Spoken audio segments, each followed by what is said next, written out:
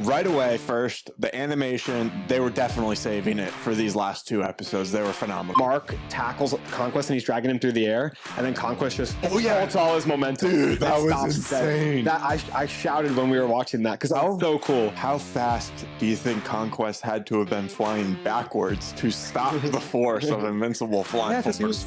I'd rather have okay animation and get a season every year. Like, shut up. Just be quiet. You don't. Stop bootlicking. You're defending Amazon. Amazon has the resources to do this for every single episode.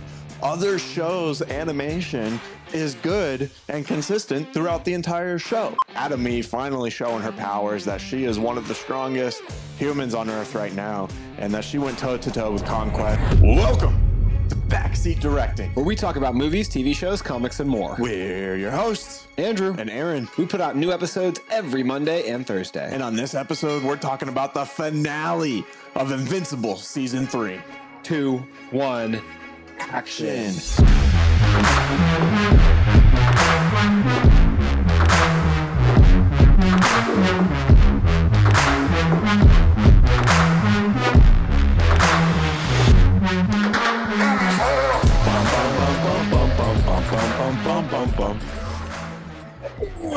We got it, man. We got it. Invincible, the finale was here. We got Invincible Wars last week. Conquest Battle was today as we're recording this. So we're minutes after watching the season finale where Mark, Invincible, and Conquest, they went head to head. And oh boy, do we have a lot to talk about. Man, I want to hear what you think about it. Were you disappointed? Were you excited? Did you feel like it exceeded your expectations? What do you think? Oh, man. Right away, first, the animation, they were definitely saving it for these last two episodes. They were phenomenal. We did do a episode on the Invincible Wars. So if you want to go check that out, you can. It came out last week. This episode, the last one, episode 8 with Conquest, they definitely didn't hold back. The animation was so good. I think at one point you're like, hey, even Invincible just pushing himself up and turning around, the animation looks so much better than it did the rest of the season, and they weren't even fighting in that moment. Well, because they introduced the camera as a character in this episode. Like, the camera movement has not been a highlight of the Invincible series, but in this episode with the Conquest fight, we get to see the camera become part of the action, not just having, you know, these PNG images we complained about. Then, you know, next level up, you've got Conquest moving across the screen dynamically, but then we've got the camera moving towards Conquest as Conquest moves towards the camera. And it's so cool to see that because you get a lot more, you know, out of the world. You feel more real. Doesn't just feel like a flat image. Got the camera like circling around the subject, you know, so we can like see the background kind of flying around them as they're moving or even standing still. It's way more dynamic. At no point were there any like freeze frames, you know. There were, but you know, stylistic choices. Right, on impacts and stuff. Impact frames. I want to different. Highlight that because that was going to be kind of a complaint I had with the episode. So I'll just get that out of the way early on. They've done it a couple times this season where they use a still image to kind of remind you of the comic book panel, like when Oliver goes through the Mauler and kills him. Mm-hmm. That's exactly like the comic panel. They freeze there. I think it's just to make you feel like you're watching the comic. And then they did it again in this episode in a couple moments where Mark and Conquest are fighting, or when Conquest puts his hand right through Eve, it freezes. I mean, that's one of my favorite panels throughout all of the Invincible comics, when he just puts his straight hand through her stomach and like there's a big circle inside of Eve.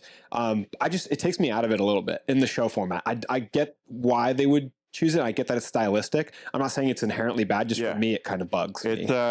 I believe that those are like referred to as like impact frames. I think a lot of time impact frames like also would like change colors, or, you know, like kind of the style of that single frame is different. So maybe impact frames isn't the right term. I'm not 100% sure, but I know what you mean. I know what you're referring to here.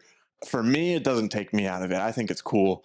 Especially in this episode with Conquest. I think like the particles and stuff were moving a little bit more maybe than they were in some of the other episodes, or at least I noticed it because I wasn't upset that the animation was so bad, you know, so I was actually just enjoying the story rather being like, this animation is shit, you know? Yeah. And then, because once you realize that like it's just an image being dragged across the screen a few times, now you're kind of out of it, you know, and you're kind of looking for things to not be good anymore.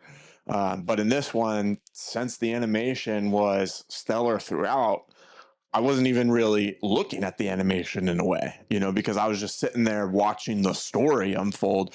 And even though I've read the comics, there was multiple parts where I was like jaw on the floor, you know, or like going, ooh, you know, like really like kind of tensing up because something hit so hard, you I think know. you feel it so much more. I don't necessarily, I mean, I've definitely felt it in the comics, but stuff like Conquest taking Invincible by the throat and dragging him across a mile of pavement while blood spews everywhere. You just feel the movement of that so much stronger because you can see it plain as day. You're not just imagining the space in between the frames. How cool was it when he like pushed Invincible and Invincible's flying through the air, and then Conquest flies above him and is talking to him, and then like digs his heels into his chest and just surfs him across the cement. That was awesome. There were some great. Let's talk about some highlight moments of the fight. I really liked when he smacked Oliver into the ground and dribbled him off like a basketball.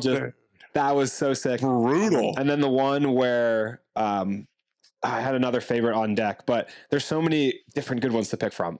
When Conquest, it's kind of hard to remember, honestly, because there was so much back to back to back. My memory. I just had one in the chamber for after the Oliver one, dude. But them fighting across the ocean, they didn't go through the battleship though, did they? No. That was one of the comic panels I said last time when we talked that I wanted to see most of all in this episode. Yeah.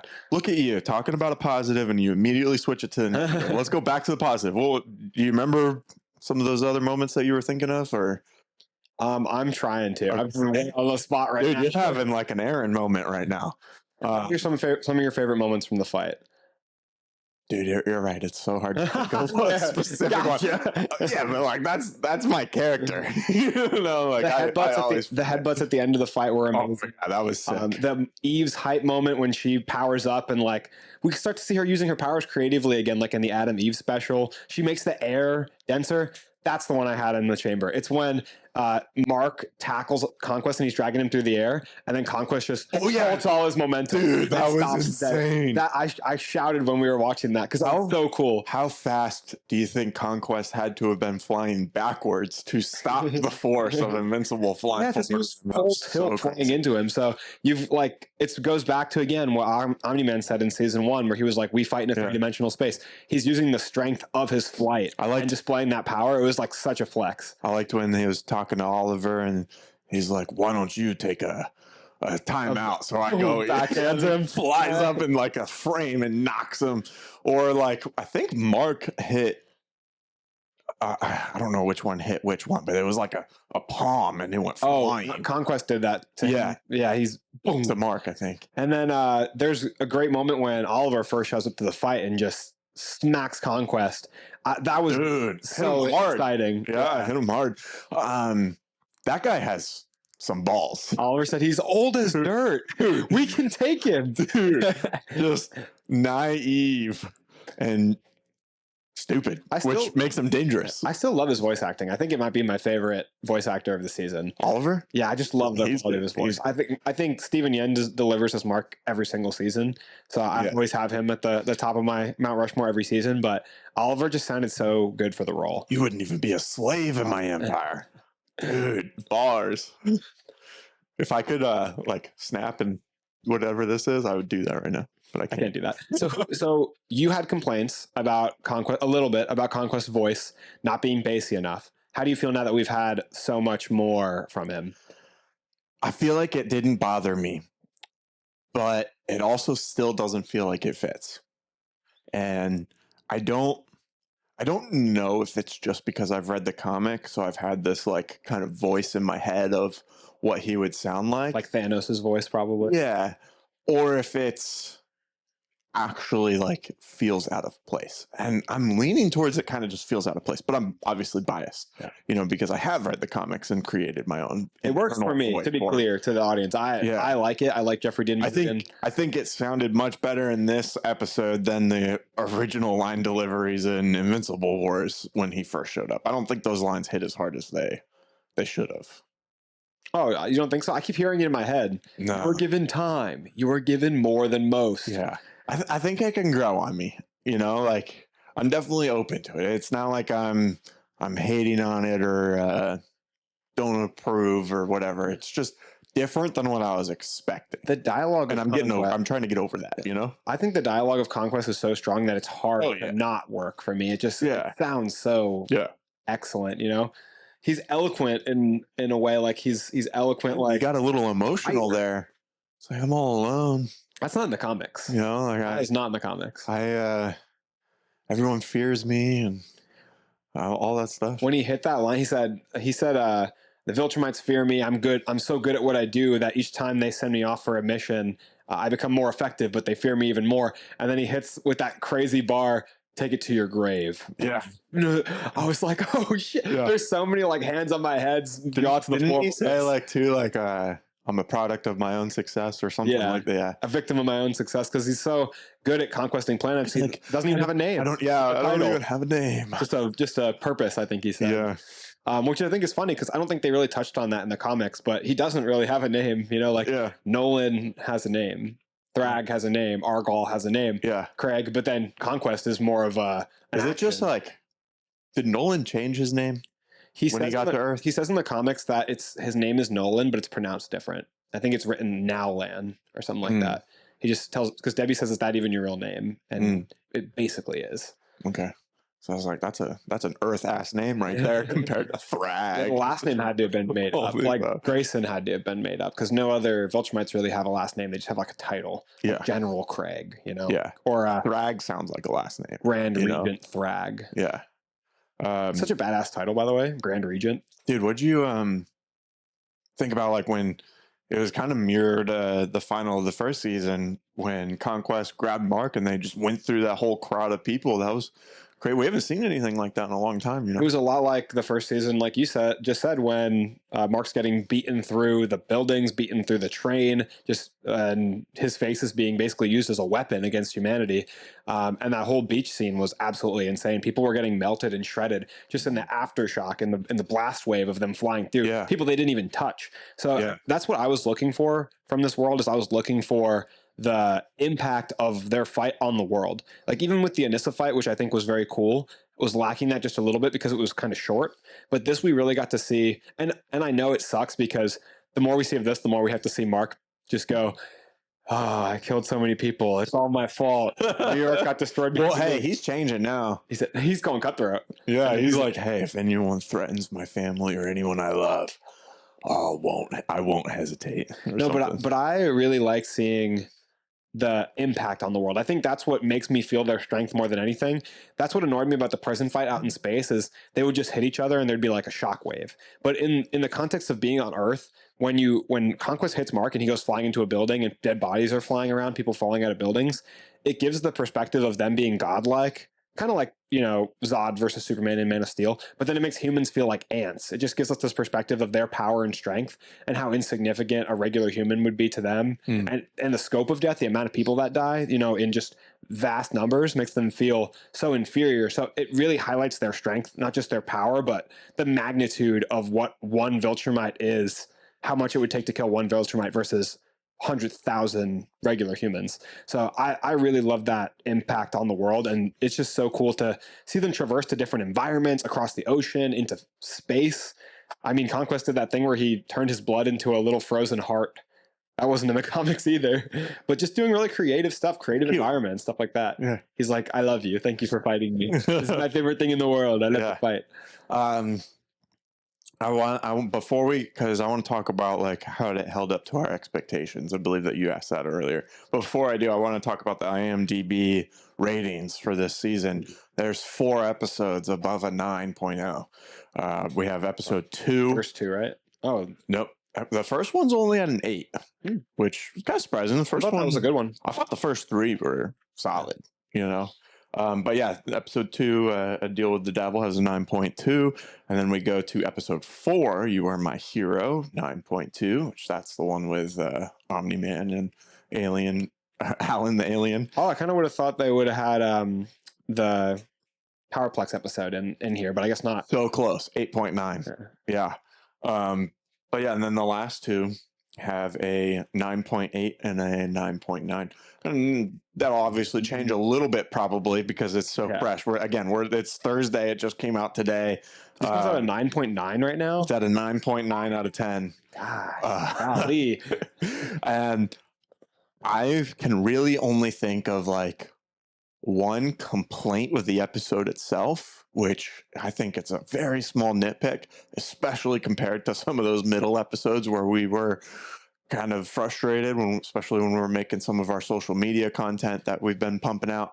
If you haven't seen that already, you can go check that out. We've been making social media videos on TikTok, Instagram, YouTube Shorts, Facebook. You can check those out. They've been getting some good views and stuff, but we were talking about in the middle of the season how like the animation wasn't holding up, or the power scaling was a little off, or Mark just keeps getting his ass beat over and over by people that he should be stronger than. Aaron's also being very gentle. The animation was more than a little bit not holding up, and the power scaling was garbage. Yeah. There was moments, where like it was cool, but the majority of the average, not good, besides these last two episodes for this season. But my main nitpick for this episode, which I'm going to start it off with a compliment to the episode, and that was Adam Eve finally showing her powers, that she is one of the strongest humans on Earth right now, and that she went toe-to-toe with Conquest. I think you said when we were watching the episode that she's stronger than all the Guardians of the Globe, both present and past. They couldn't even take on Nolan, I think you said. And there was multiple of them. They were surprised, but still, she's going head to head with someone who's probably stronger than Nolan. I think that the defense, or at least the same. Defending the Guardians of the Globe, and a lot of people will say that they got surprised, but when Nolan first attacks, Red Rush moves Immortal out of the way, and then all of them have time to adjust. They all sit there and look at him, and they're like, "What are you doing?" They're still all shocked. They're surprised. Yeah. They're ready to fight. It's not like he hit them in the back of the head with a baseball bat, on their way home. They didn't get surprised like White Tiger got surprised. yeah, he got surprised. But okay, so she held her own against Conquest, and that was really cool to see. That was something that was important to the comics. And then she had her moment where she, went Super Saiyan or whatever, and kind of blew his skin off. But you were mentioning it. We were talking about it when it was going on. Couldn't she have done something with his glove or his like robotic arm, his clothes, something? Like when he froze in the air, she's like, I made the air thicker. Okay. Can you take the air out of his lungs? If you can do air, right? Like just like when you put the thing on, like she put a circle around his head, I thought she was going to suffocate him. Kind of like an airbender would in Legends of Korra. But she didn't. She just hit him with some other stuff. Yeah, it's hard to know because for a human, I think if you sucked all the air out of our lungs would collapse. A Viltrumite, they can obviously hold their breath for weeks. Yeah. Right? But if you take the air out of his lungs, do they also collapse like a human's? Or? Worth a shot, right? Worth a shot. But yeah, like I thought he made his like gauntlet heavier or like his clothes heavier or something, and that she was gonna like pull him down or something. I don't know. So that's a minor little complaint, not a big deal. I don't think. I think it's easy for us to be sitting on the couch, not in the middle of a fight with a Viltrumite, to be like, yo, why don't you just think of your powers in this way, But her brain processing power on the bridge in the Adam Eve special was at 999,000%. I mean, it was insane. Yeah. Maybe it has to do with like being a kid, where your brain just so creative when you're a kid, and like the world just beats you down and you lose that creativity as you get older. You were right, though. You asked for her to get more creative with her powers, and I think she did. I think she delivered. For the most part, yeah. Yeah, it's maybe not on the same level as the Adam Eve special, but definitely more than what we've been getting from her of just square walls and circular traps. We got a little bit more weapon design and creativity, increasing the density of the air. So we got definitely more from her. Yeah. And then her kind of being the hero, right. At the end of the day. I know they both said that they saved each other, but they were both cooked if she didn't hit him with that Kamehameha. Oh, yeah.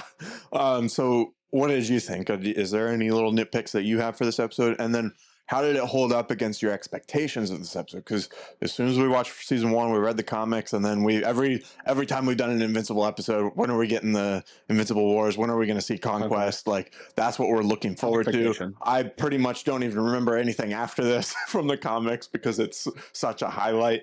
So how did it hold up for you? I think that the two main complaints I have, I've already said one of them, which is the still image frames. And then the other one. That's a style choice. Yeah, it's very little. It's only done, I think, 3 times in the whole. Nothing really to do with the world itself. Yeah, and it's very quick. How it's executed. And then in the other one, I said as well, kind of, not including the comic book panel where he pushes Mark's face through the battleship. Because that's one of the most detailed, well-drawn things Ryan Otley put in the comics. Yeah. I just think that there was so much. I could see that moving image, even though he drew it as a picture, as a still picture. He drew it so well, I could feel the movement in my mind so clearly, and that's one of the things that sticks in my head throughout 144 issues. That's one of the main images that stick in my head. So it's a bummer to not have that be in the show, but again, it's kind of a small thing overall. Yeah. And did it hold up to your expectations of what you were hoping for? I think so. I think the one double-edged sword to that is watching it, I was going, I'm so glad that they put the effort and the money and the high quality animation into this episode, but it also constantly makes me think, like, why episodes 1 through 7 didn't have that same quality. Yeah. I mean, episode 1 and 2 had some pretty good animation moments, but then there's that lingering part in the whole middle. Certainly the most, I feel like, inarguably, for like episodes 4 and 5, especially the Mr. Liu episode, where it's like, what are we doing here? Yeah. No, definitely. And we've talked about this, like I said, on our social medias. We talked about it a little bit on our episode last week about the Invincible Wars. Like, people defending like the animators and, you know, like, oh, it takes time. Like, you know, like I'd rather have okay animation and get a season every year. Like, shut up. Just be quiet. You don't stop. You're defending Amazon. Amazon has the resources to do this for every single episode. Other shows' animation is good and consistent throughout the entire show. Why can't we get that here? You know, like, if it takes a little bit longer, so be it. But I would say that it's still possible not to. You know, you just hire more. Yeah, I mean, you know, like, it's all about where you choose to make cuts. I mean, Solo Leveling is an incredible show that's coming out right now.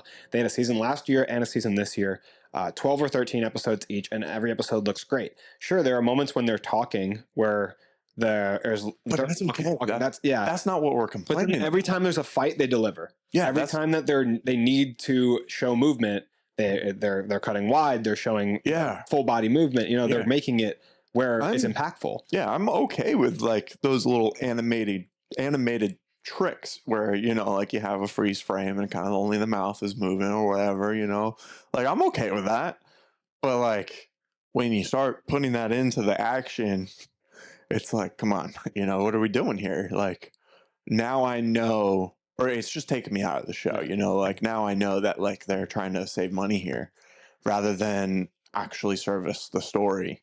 And that's what draws me out of it, you know, like, the thing is, like, I don't want them to overwork the animators or the studios that are actually working on the project. That's the first thing people will say about when you bring up anime. Give them the resources that they need to do this for the whole season, because that's possible. It's a cop out because they absolutely can do it. Without Amazon just bought the rights to 007 James Bond for $1 billion.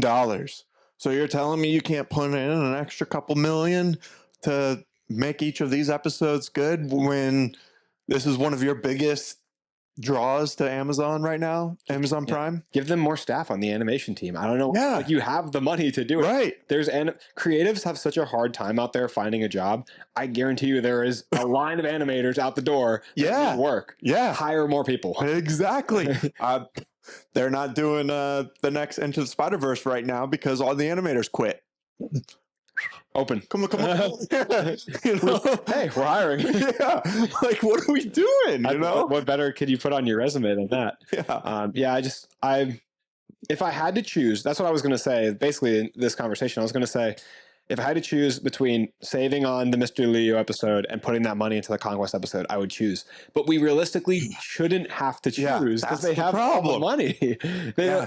That's just a cop And out. and think of it too to like people that don't know the story like we do and aren't as excited about like what's to come to They'll where stop we're gonna watching. yeah, exactly. Like During the middle Mr. of the Leo season, episode. it's like, oh man, like this animation's pretty crappy. Like, you know, like I'm gonna just not watch this anymore. I mean, you have to tell people, wait, there's really good stuff Yeah, coming. and There's so much good stuff coming. And that's probably the downfall of releasing things weekly, you know, is that like if you have a slower episode or something that's not as good in an episode, like what's going to bring back the casual fan, the casual viewer, you know? You have to think every week about that. You have to think how many people are we going to drop off if we don't deliver this week. Right. And it's very. But if you release the whole season at once, you can kind of binge it, and then some of those slower moments, or not even like slower bad moments, but just the slower moments where you're taking time to develop the characters, to develop the world, like those go by much quicker because you're able to watch the story at your pace, whether that's all 8 episodes at once, or maybe you split it into 2 days or across a week, but it's at your own time. That's what I've been thinking about Daredevil Born Again, is how I would have just watched episode 4 this morning if they had released the entire show the same way that they traditionally did on Netflix. Right. But now I'm set to sit here for a week and be frustrated that I didn't see him in the Daredevil suit yet again. Yeah. So I wish everything released on the binge model, because then I could just, if you really want to, if you like the model of waiting a week, you still could do that. You know what I mean? You could just harness your free will and watch one episode and wait a week and watch the next one. Yeah, it's interesting because I understand why they release it weekly financially, you know, because it spreads it across multiple months, which means they have to pay multiple months of the service to watch your show. But at what cost is that to the perception of your show that you're making? I just don't think that they care about that. I think they care about just the money of it, you know, not we have the best shows ever. Maybe the only ones that are really caring about having the best shows ever seems to be maybe Apple, but they still do the weekly model too, but they just have good quality stuff, it seems. Yeah, I don't know. Like as a creative, I would definitely just rather get it all out there so people can enjoy it at their pace. And, you know, like I think that's the best way to get the most people to like your content, you know, is just to get it all out at once for a show. Yeah, it's just a risky model, I think. It's a very all or nothing model, because then if people don't like your show, it'll be in and out of the zeitgeist like that. Nobody will be talking about it in 2 days. Yeah, and that's tough. Maybe you really, I liked what Arcane did the best, I think. Yeah, that works. Best of both worlds, I think. You get 3 episodes every week. And it seemed like I know that doesn't like spread it across pay cycles, so maybe you do like 2. It also seemed like they very intentionally did they made chapters. Yeah, where the story fit into the 3. It didn't. They made it into a 3-act arc that was like very obvious 3-act arc, you know, and it was nice because some weeks I was able to watch all 3 episodes back to back to back, and I was ecstatic. Some weeks I didn't have time to do that, so I'd watch one and then the other, and then I'd have to wait a little bit and then watch that one. But it was all within the week, you know, like I was caught up, and then people were talking about it for that whole month. And I think that's what like really helps the show, you know, is because it wasn't just over in a week because everyone was excited and then they moved on to the next. It felt like it had a lot of online presence, that show too, like all the Kate Vi memes online, and like you didn't think I needed all the guards at the Hex Gate, like all that stuff was very prevalent on my pages. Yeah. I will say I do like that Amazon's putting out Invincible weekly for our social media purposes, because it gives us something to talk about on the Instagram and the TikToks, you know. That's why they're really doing it. To help us out. Looking out for backseat directing. They're like, wait, what about you guys? But what you don't see is I'm helping you. Stand ready for my arrival next week, Worm. Yeah. Next week's going to be the first week in a while we don't get a new episode of Invincible. I know. It's going to be hollow. Hey, I'm going to drag this topic out as long as I can on Instagram, though. Come on, Instagram. Yeah. Okay, so I want to talk about my expectations. So kind of leading into this event of the Invincible Wars and Conquest, I was really like thinking and imagining it being like kind of half the season, you know, taking up a lot of time in the story, but it was only 2 episodes. And part of me in saying that is like, you ungrateful son of a bitch. Say only 2 episodes. Did you not just see what we got in those 2 episodes? And hey, I hear you. but I wanted more. I'm selfish, okay? We had 4 issues in the comics that spanned across these 2 events. 1 for the Invincible Wars, 3 for the Conquest fight. I was kind of hoping, for like the last half of a season we would get. But that's 4 issues out of 144. I don't care. Mathematically, I don't care. And the episodes are 50 minutes long. I don't care. I think it fits. I The don't episodes are 40 to 50 minutes long. Like, that's a lot of time to spend on. Dude, I wanted more. I wanted it to be longer. I feel like I got what I wanted. I feel satisfied, satiated. I'm glad with what they delivered on, and I feel like if they would have gone half the season, or sorry, half of the second to last episode of Invincible War, and then the final episode of Invincible Wars kind of continues out, and then at the end of this season, Conquest shows up. And then we start the next season with Conquest across the first 2, maybe into the 3rd episode a little bit. Wow. That would have been insane. That's a lot to ask. That would have been insane, 2 right? full 45. I think it would have started to get stale. No. Just see him get knocked around the city for 45 minutes. Even let's say it's like through the first episode, kind of like it was, and then maybe into the second a little bit, But then I guess you have to think of like, all right, well then how are we ending this season? If that's how we're starting with Conquest. I feel like that kind of would maybe take me out of the fight a little bit to have it. I mean, it works in certain settings. I guess I can't necessarily say it doesn't work because an anime fights go across multiple episodes very, very consistently. But I just, at this length of an episode, it's not a 20-minute episode, it's a 40-minute episode. I think I would have maybe fall out of step a little bit with the fight if they bled it over into a whole nother episode. But that's just different strokes for different folks. Yeah. You're asking for a lot, though. I know, but that's what happens when you have like an event that's so memorable in your story. Like you want it to do it justice. I think this will live as one of my favorite episodes of television because it's my favorite fight that I've ever seen in a comic book. But how frustrating is it to you that the rest of the season isn't? It's disappointing. Because the season, hard, I right? can't lift the season up on this pedestal, which the first season has 3 episodes rated a 9.0 or above, and this season has 4. Right. So by IMDb standards, this might be considered a better season than season 1. Season 1, episode 1 is an 8.9, but then season 3 also has an 8.9 episode, but the Powerplex episode. Yeah. So by ratings, this would be considered probably the better season. As of right now, too. Like maybe ratings tend to go down on IMDb with time, right? Because more people start to vote, yeah, or write their reviews. Like Spider-Verse came out, I think, at a 9.9 or something across the Spider-Verse. Yeah, it's like, oh my god, it was at like the number 2 spot on IMDb for a second. Yeah. Oh, excuse me, just got hit. Hit with the tiredness, the fatigue. Dude, got me good. But I think that I really love this episode. A lot of memorable parts in it. Even just like you brought up, I already said when we were watching it that the scene where Mark gets hit to the pavement, he rolls over onto his side, goes up onto his hands and knees, and they get a shot from underneath of his face. Awesome shadows, awesome light behind his head, and then the camera moves around and pushes in on Conquest flying in. Like, that little moment felt so well animated. Yeah. And there was so many great moments of movement, like that destruction of the environment, great physics of planets falling, people falling and splattering to the ground. So I love the detail. I love the movement, and the fight just felt like it had a lot of really impactful weight to it. Yeah, I agree. We've flown through this episode here. No pun intended. One thing I'm really like kind of relieved about is that this is over. So now I don't have as much expectation going forward. Of course I want the rest of the seasons to be great. I think there will be a lot of expectation for the first appearance of Thrag. Yeah. Don't you think that'll be one of, it's like the voice has got to be right. He's got to be super badass. But I still don't remember that as much as I remember this event from the comics, So now I feel like I can kind of chill and just let the story come to me more so than being like, oh, waiting. Can we just hurry up and get to this point, I think that a lot of the other stuff will be more surprising to me too. I mean, I was looking at a video the other day talking about what happens eventually with the alternate Marks who are left on that deserted dimension.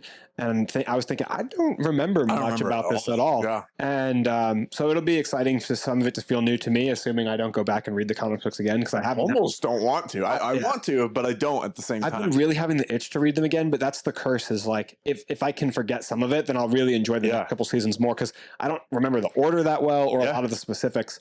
And I like that kind of, you know? And it's been really hard remembering this stuff so clearly from the Conquest arcs. Like you said, I loved it so much, it stuck and imprinted in my brain.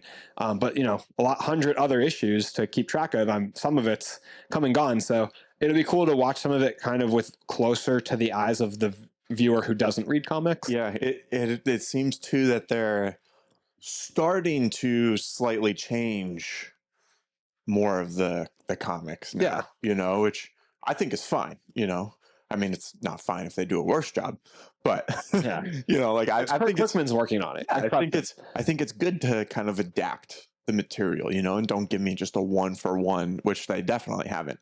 But like Damien Darkblood coming back, that wasn't he wasn't even in the comics that much to really begin with. He was like right? a joke write-off character in the comics. He was like always getting stuff wrong, and he was in season 1 quite a bit, and now he's kind of back, and we loved him in season 1. We complained that he was gone. Oh yeah, and that's going to be a whole. Sorry, I didn't mean to hit my mic so hard. That's going to be a whole new arc that we don't even know about. No one knows apparently about. Calling Nolan to hell, which sounds awesome. Wait, was it Nolan or was it Mark? Well, he said he has a dark heart. I think he was referring to Nolan. I thought he was referring to Invincible, especially after Invincible was just like, anyone who comes here and threatens my family, I'm going to kill him. It could be. Like I thought it was like inferring that Mark was kind of turning. I think he has a vendetta against Nolan and knows how powerful Nolan is, unless somehow from watching Mark. I mean, that would make sense, but to me, I thought it was Mark. I'm assuming he's in hell, and I'm assuming he's in hell. Hell is a Earth construct. I'm not sure. Is there hell on Thrag? For people like Thrag. Yeah, like where he's from, or from Viltrum. Is that hell the same as Earth's hell? Like, I don't know how that works. I haven't studied other universes. You ever studied theology? Yeah, intergalactic theology. So I'm imagining that our devil is only monitoring whatever the monitoring. Yes, our Earth. Yeah, I think it's probably just it's kind of, they're treating it maybe in the realm of like alternate dimensions or magic. It's like this thing that they're like, we don't need to explain. I know. I'm looking into it too much. I just my initial thought was that it was Mark, since he like showed up on the screen, kind of saying something out of character almost. It's understandable why he's saying that, because he wants to protect his family, and these threats are real, like if someone comes in here and starts, threatening our family, like we're just going to sit here and let them, like, no, throw him when in doubt, throw him into space. That's right.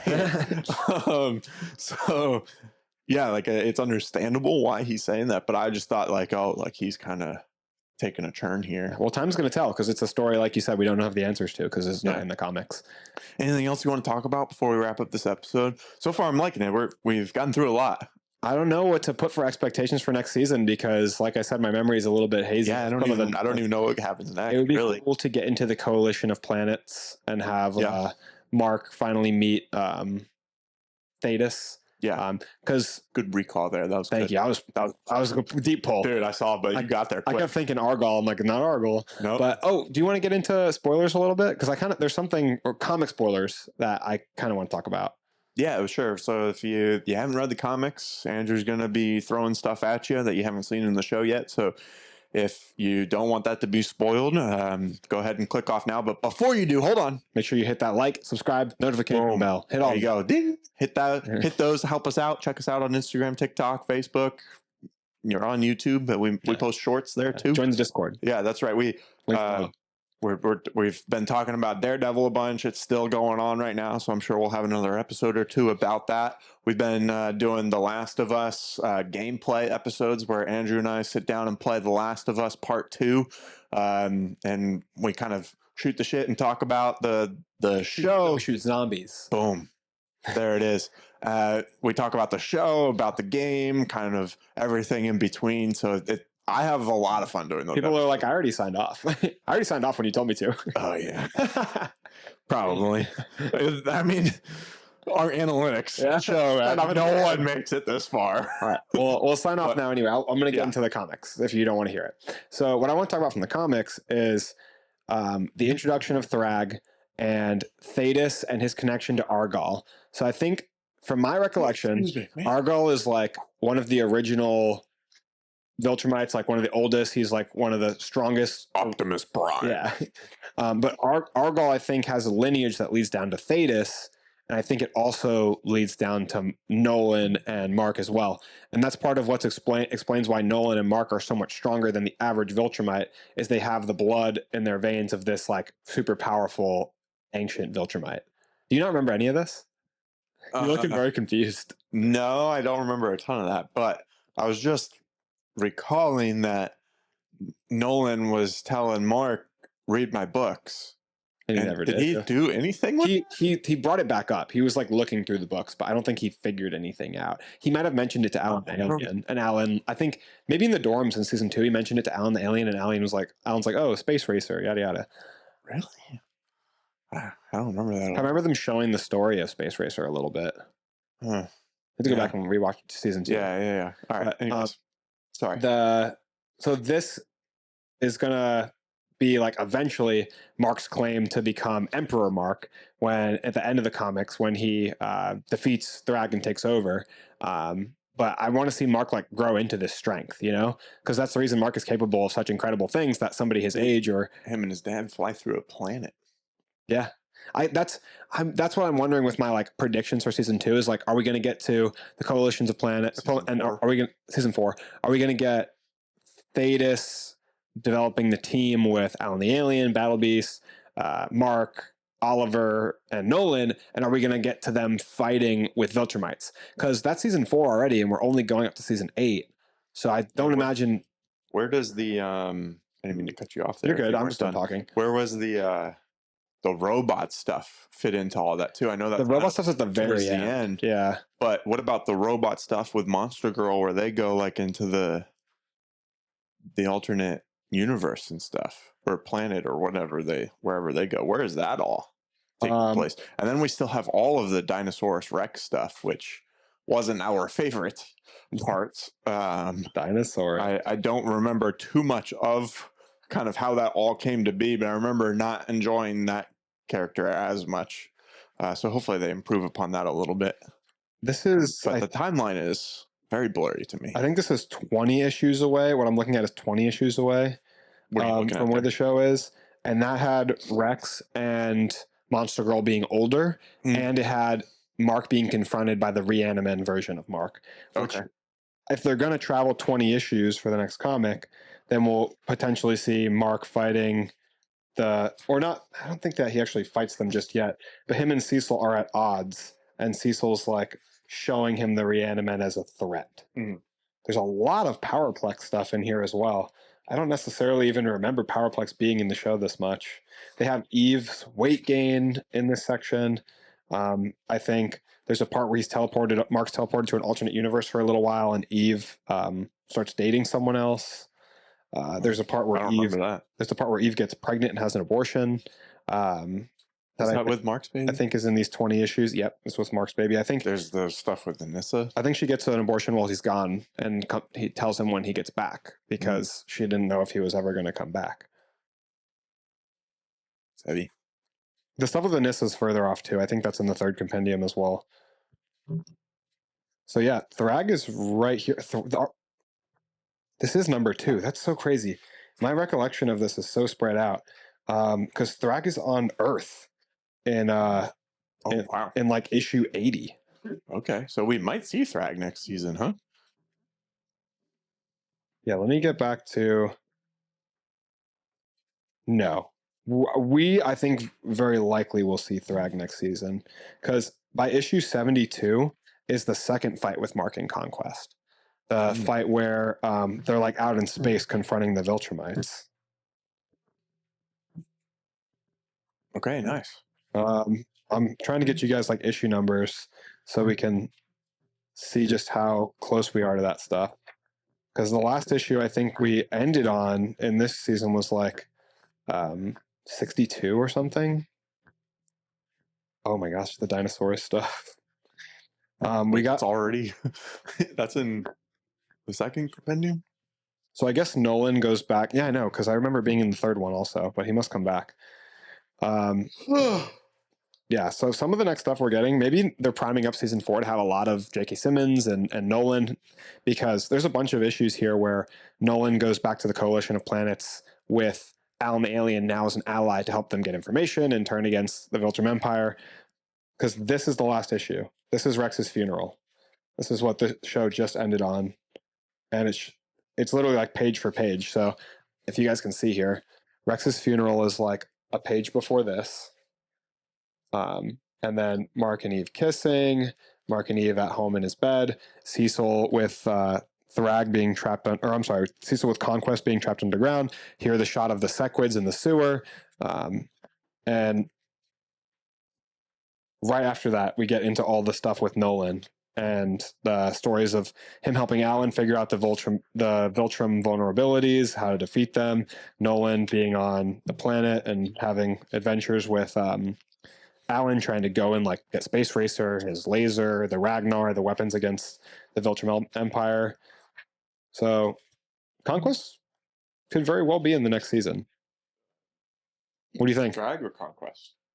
Thrag. I think definitely both. Well, I think definitely Conquest, maybe both. Yeah. Because this is issue 66. Getting kind of lost in the sauce here. Is this the end of the issue? Okay.